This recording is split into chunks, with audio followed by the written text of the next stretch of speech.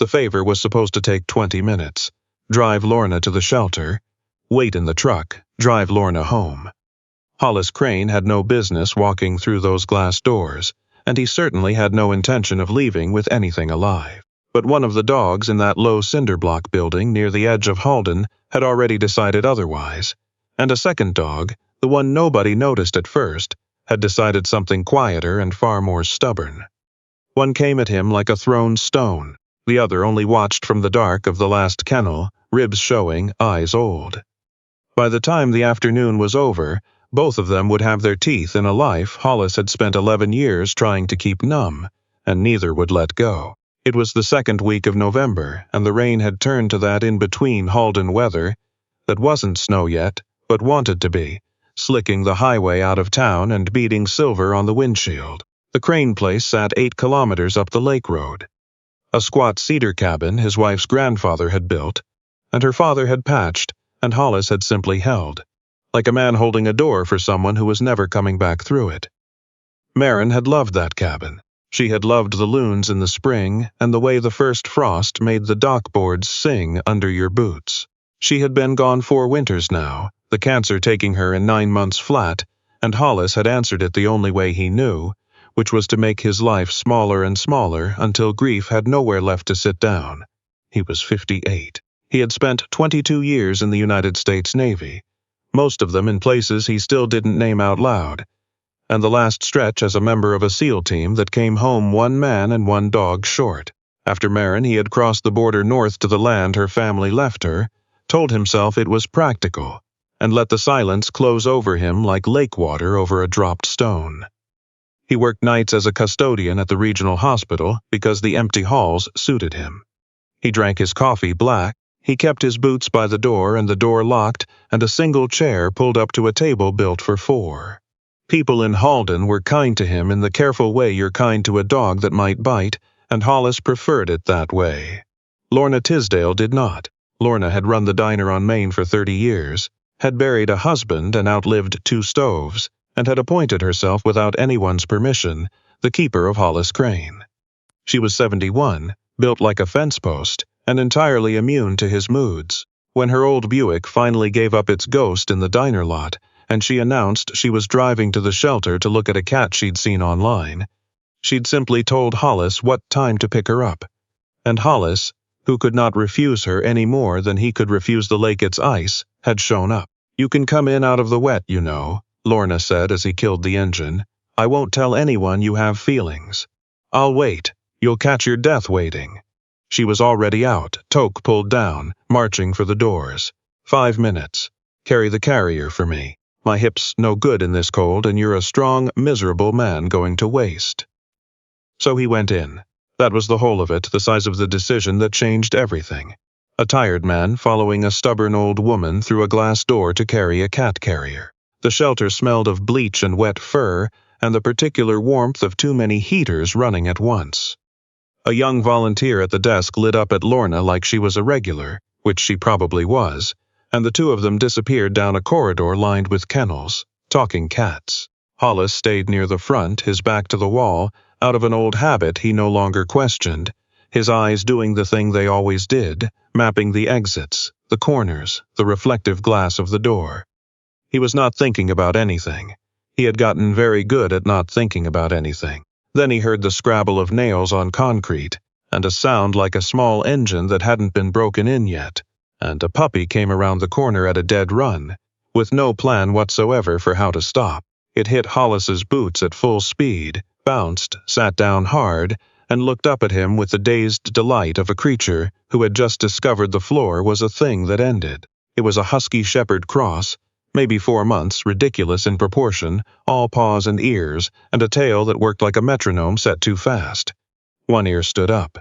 The other had given up entirely and folded over. It had a white blaze down its chest and a coat the color of wood smoke and cinnamon, and it looked at Hollis Crane like it had been waiting a very long time and was relieved he had finally arrived.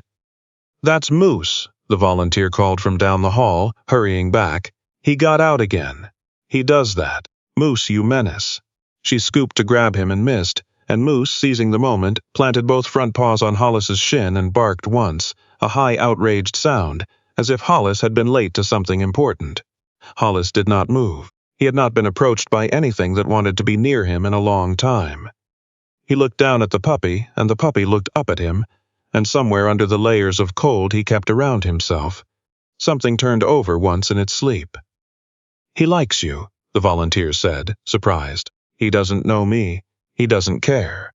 A woman came up the corridor behind her, drying her hands on a towel, and Hollis registered her the way he registered everything, all at once and without meaning to. Mid-40s, dark hair going gray at the temple and not hiding it, a flannel shirt, reading glasses pushed up into her hair, the kind of tired around the eyes that comes from caring about more animals than you have room for. Tessa Brandt ran the place. She'd run it for 9 years on a budget that was a permanent insult, and she had stopped expecting much from grim men who wandered in out of the rain. "Moose found a friend," the volunteer said. Tessa looked at the puppy attached to Hollis's leg, and then she looked at Hollis, and Hollis watched her decide not to hope for anything, which was a thing he understood completely and felt an unexpected kinship with. "He's a good dog," Tessa said, neutral, energetic. "He came in with his brother." She nodded toward the far end of the corridor, the last kennel, where the light didn't quite reach. "That one's harder." Hollis followed her glance, and that was the moment the favor ended and something else began. In the last run, pressed against the back wall as far from the bars as a body could get, sat a second pup. Same age, same cross, but smaller, darker, drawn in on himself like a fist. Where Moose was wood smoke, this one was the gray of cooled coals, with a paler mask and amber eyes that did not blink. There was a healed notch missing from one ear and a thin scar above his eyebrow where the fur grew in wrong, and he watched Hollis from the shadow without moving a single muscle. The way a thing watches when it has learned that being noticed is dangerous. "That's Cinder," Tessa said. "They came together, found in a ditch off the forestry road in September, dehydrated, half-starved. Moose bounced back in a week. Cinder, she let it go. Cinder doesn't trust hands, doesn't trust boots, doesn't trust doorways. He'll come out at night to eat once everyone's gone. We've had 4 people interested. 3 wanted Moose alone. 1 wanted Cinder for, a project." Her mouth went flat. "We don't separate them, they're all each other's had." The dog in the dark did not look away, and Hollis Crane, who had spent 11 years certain there was nothing left in him that anyone could need, felt the amber eyes land on him and stay, and understood that the dog was not afraid of him. The dog was reading him, and whatever it read, it had decided to keep watching. Hollis did not believe in signs. He had buried that the same year he buried his teammate, but he stood there with one puppy chewing his bootlace, and another studying him from the shadows like a sentry who'd seen too much, and a thought arrived from somewhere he didn't authorize. They're not going to make it apart, and nobody's coming for the broken one. Hollis. Lorna had appeared at his elbow with a black cat already purring against her chest, smug as a queen. She looked at the puppy on his leg, looked at the dog in the dark, looked at her grim friend's face, and went very still, the way a woman does when she's known a man 20 years and has just seen a door open that she'd thought rusted shut. She said nothing. She was wise enough to say nothing. "I just came to carry the cat," Hollis said to no one. "I know," Tessa said. He looked at Moose. He looked at Cinder. He thought of his cabin and its one chair and its locked room and its long, even, deadening quiet, and for the first time in 4 winters the quiet did not sound like peace. It sounded like a thing he was hiding inside. "What's the paperwork?" he said. It was not a question, and Tessa Brandt, who had learned to recognize the exact tone of a person surrendering to something larger than their plans, set down her towel and went to get the forms. The drive back up the lake road was a circus. Lorna sat in the passenger seat with her cat in the carrier on her lap, beaming like she'd planned the whole thing, which Hollis was nearly certain she had. Moose rode in the back seat and treated it as a frontier to be conquered, nose to every window, tail clubbing the upholstery, voicing his commentary on each passing tree. Cinder lay flat on the floor behind Hollis's seat where the engine warmth pooled, motionless, eyes open, waiting for the trap to spring. When they hit the gravel turnoff, Moose lost his footing and slid into the seat back and emerged unbothered. Cinder pressed himself tighter to the floor and watched the back of Hollis's head. "You'll want to set up a room," Lorna said. "Somewhere small for the scared one. They like small when they're frightened." makes the world a size they can manage. Hollis said nothing. He was thinking about the only small room in the cabin, the one at the end of the hall, the one with the door he kept shut. He dropped Lorna at the diner. She climbed out with her cat and her toque crooked, and before she shut the door she leaned back in. "Hollis Crane," she said. "Marin would be laughing herself sick right now. Marin would be telling me I don't know what I just did." "No," Lorna said, gentle now. "She'd be telling you it's about time."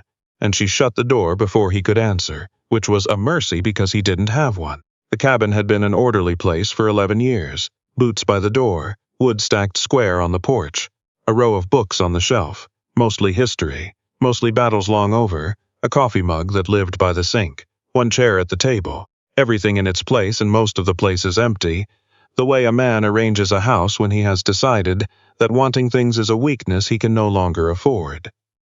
Then Moose came through the door, and the order ended like a dropped tray. He hit the floor, slid, recovered, and immediately went to war with a dish towel that had fallen by the wood stove, dragging it backward across the room with a growl meant to terrify nations.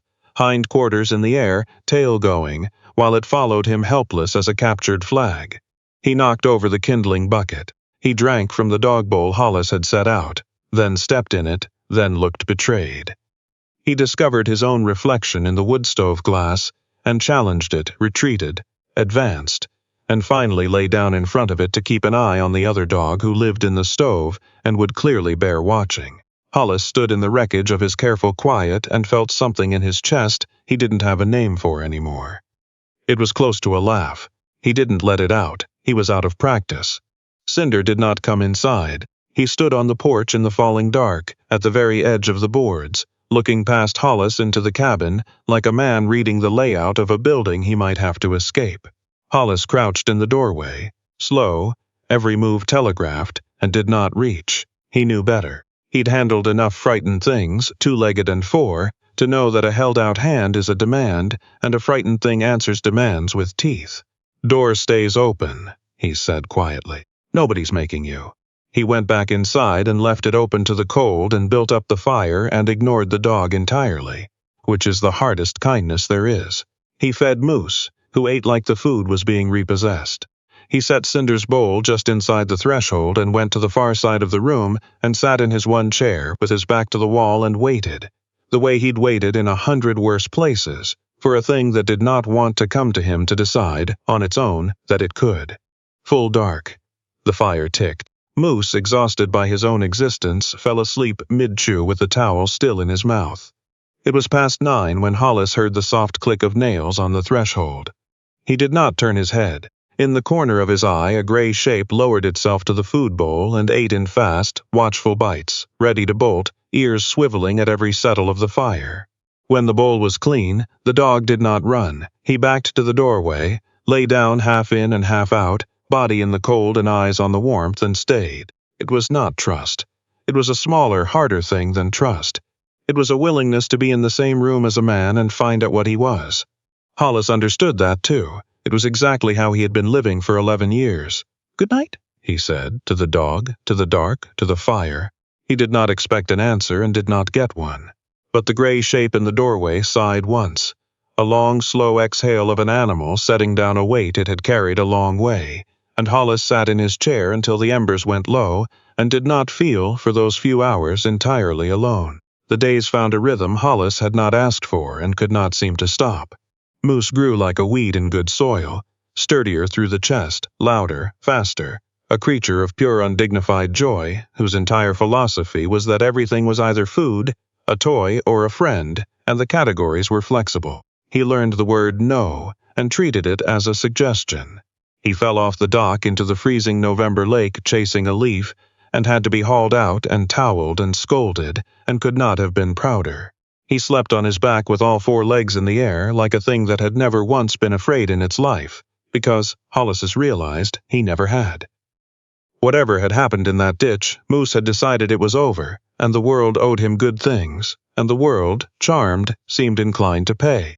Cinder healed the slow way, the only way the deep things heal. He came inside, eventually, when the snow came hard and the porch was no place for anyone.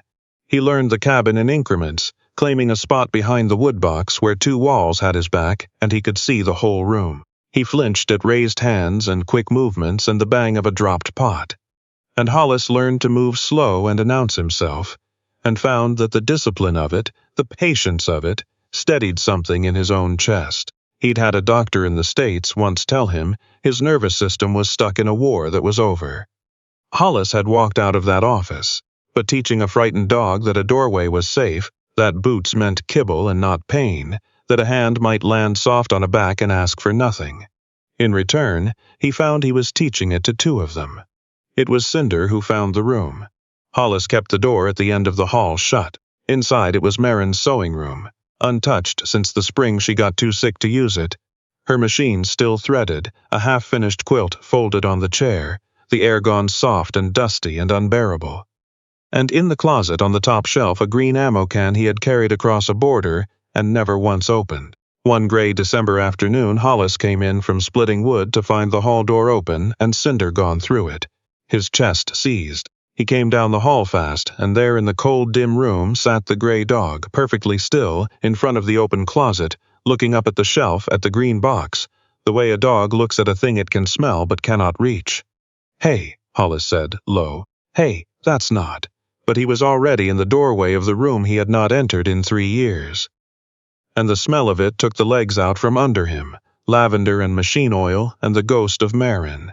And he stood there shaking while Cinder watched him with those old amber eyes, and the dog did not flinch from his shaking.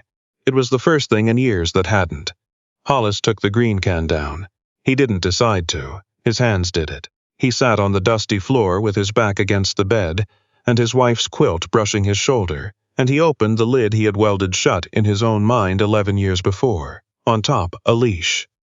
Worn nylon, the color faded from red to a kind of brown, frayed at the clip from 1,000 snaps and releases. A metal tag scratched dull. Hollis turned it in his fingers and the letters were still there, worn shallow but there, Tango. He had not said the name out loud in 11 years. Tango, Belgian Malinois, 80 pounds of muscles and certainty, black mask and ears like radar, and a brain that made men feel slow. Not a pet, never a pet, a teammate. A furious, brilliant, devoted little storm with teeth, who had once stolen the Master Chief's whole MRE, and sat beside the rapper looking so satisfied the whole team had laughed for 10 minutes, in a place that had given them nothing to laugh about in weeks, on their last run together in the dark, in a doorway that the men had cleared and called safe. Tango had refused to move, had thrown himself sideways into a man twice his size, and the thing in that doorway had taken the dog instead of the team. Hollis had held him after. Tango had looked up at him with those certain eyes going dim and had still, somehow, been trying to do his job, and then he was gone, and 4 men were alive because a dog had known what they didn't. Hollis had folded that into silence and called the silence strength. He had come home and lost his wife and built a cabin out of not feeling and called it peace. And he had never once let himself grieve the dog who died so he could keep standing, because grieving the dog meant admitting he had loved something that loved him back without asking why. And that was a door that, if he opened it, he was not sure he could close again. He opened it now. He sat on the floor of his dead wife's room with a dead dog's leash in his fist and he wept. Not the dignified single tear of a strong man in a film, but the real thing, ugly and silent and shaking 11 years of it, his forehead down against his knees and his shoulders going like a thing breaking apart at last. And Cinder crossed the cold floor and lay down against his side, not in his lap. Cinder didn't have lap in him, not yet. He lay against Hollis's hip, his spine warm along the man's, his head turned to watch the door the way he always watched the door, on guard, present, refusing to leave. Hollis put the hand that wasn't holding the leash on the dog's narrow back, and the dog let him. And the two of them stayed there in the dim, while the light went out of the window. 2 creatures who had learned the same lesson in different languages, that surviving and living were not the same thing, and that you could do the first for years without once doing the second. Down the hall, Moose woke, found himself alone, and came clattering to investigate, and stopped in the doorway with his head tilted, and his folded ear, and his whole foolish heart in his face. Then he padded over and flopped against Hollis's other side with a grunt, certain that whatever the gathering was, he belonged at the center of it. And Hollis Crane, wet-faced on the floor of a room he'd kept locked for 3 years, laughed and cried at the same time with a dog under each arm, and felt, for the first time since the doorway, since the cancer ward, since all of it, the specific terrible relief of a heart that has decided to start working again whether it's ready or not. Winter came down on Halden in earnest after the new year, the kind of cold that makes the lake boom as it freezes, and the hydro lines hum and the wood smoke stand straight up from every chimney in the valley. Tessa Brent started coming by. It began as follow-ups, the shelter checking on the hard placement, but the visits got longer and the reasons got thinner, and by February she was bringing 2 coffees up the lake road on her days off and not pretending the second one was for anyone but herself. She and Hollis didn't talk much. They didn't need to. She had spent 9 years among broken things, learning their pace, and he had spent a lifetime learning to stand watch in the cold, and they sat on his porch wrapped in too many layers and watched the dogs and let the quiet be a thing they shared instead of a thing they hid in. Cinder, who trusted almost no one, took to resting his chin on Tessa's boot. Hollis noticed. He didn't say anything. But he noticed, and Tessa caught him noticing, and neither of them looked away as fast as they once would have. The storm came the last week of February. It came up the valley faster than the radio said it would, the temperature falling like a stone. Snow turning sideways and then to ice, the dock light at the end of the path vanishing in white. Hollis had the wood stove roaring, and both dogs in and the door barred. And he thought they were safe, and he was wrong about the one thing he was always sure of, which is that he had checked everything twice. Moose got out. It was Hollis's own fault. A hauled armful of firewood, a door open 3 seconds too long, and a young dog who had never met a weather he didn't want to taste. By the time Hollis dropped the wood and turned, Moose was a fading shape bounding down the path toward the lake, joyous, oblivious, headed straight for the ice that had not had time to take a grown weight, the ice near the inlet where the current kept it thin and gray and lying. Hollis shouted his name into the wind and the wind took it. He went out into the white in his shirt sleeves, with a fear in him he hadn't felt since the war, the specific animal terror of watching something you love run toward a thing that will kill it. He couldn't see. The snow was a wall. He could hear Moose somewhere ahead, barking, delighted, and then he heard the bark change, heard it climb into something high and wrong, heard the crack of ice and a splash and then a different sound, a smaller dog's voice raised in an alarm that cut through everything. Cinder, the gray dog, had gone out the open door behind him, had passed him in the storm, and when Hollis broke through the last of the snow onto the lakeshore he saw it. Moose in the black water at the broken edge of the ice, scrabbling, sinking, his cinnamon coat dark and heavy, and Cinder flat on his belly at the very lip of the solid ice, inching forward where no creature with sense would go, barking and barking. A dog who had spent his whole short life refusing to come close to anything now, refusing to back away from his brother. Hollis did the thing his body knew how to do. He went flat, spread his weight, crawled the way he'd crawled toward worse, talking low and steady to both dogs, in the voice that had once steadied men. He got a fist in the scruff of Moose's neck and hauled, and the ice cracked under his own chest, and the water came up cold enough to stop his heart. And for one long roaring moment, there was nothing but white and black and the weight of the dog, and then he had him, both of them out, the 3 of them, dragging back across the groaning ice to the shore. Cinder pressed to Hollis's side the whole way, hurting, refusing, present. He got them inside.